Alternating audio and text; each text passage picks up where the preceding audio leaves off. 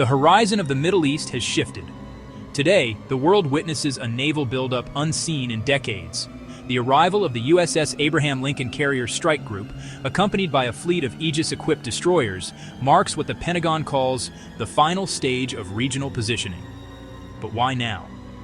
As U.S. President Donald Trump reviews final operational plans, military analysts are pointing to a single chilling phrase: the decisive week. The air is thick with the friction of impending conflict, but to understand the guns of tomorrow, we must look at the blood spilled yesterday. The reports began emerging in mid-January 2026. Under the veil of a total national internet blackout, a tragedy of historic proportions unfolded across the streets of Iran. While state media remained silent, international human rights organizations began documenting a scale of violence that defies modern norms. From Tehran to the border provinces, the suppression of protests escalated into what UN rapporteurs have termed a systemic military intervention against civilians. Hospitals were reportedly turned into high-security zones, and morgues struggled to keep pace with the rising toll. Estimates vary, but the numbers are staggering. While official figures are kept low, independent monitors and leaked medical records suggest casualties ranging from 5,000 to over 20,000 lives lost in a matter of weeks. This genocide in digital darkness has fundamentally shifted the diplomatic landscape, pushing the international community toward a point of no return. History, it is said, does not repeat, but it often rhymes.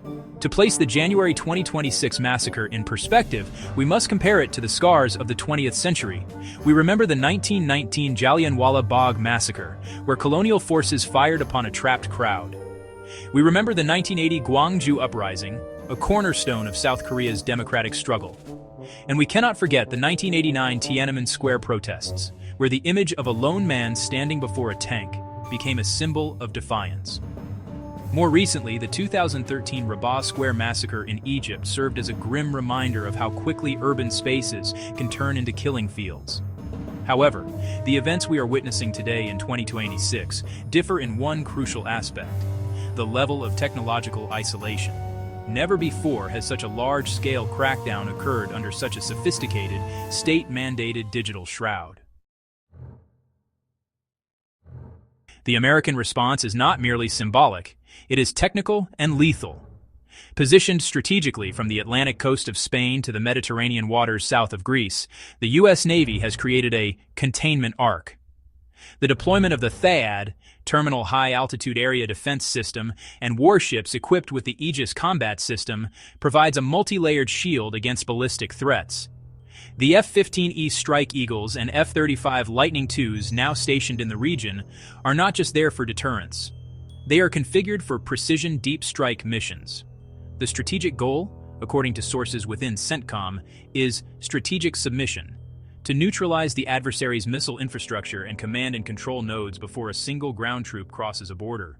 The meeting between Israeli General Eyal Zamir and Vice Admiral Brad Cooper in Tel Aviv confirms that the coordination for a multi-front operation is complete. As we enter this decisive week, the world stands at a crossroads.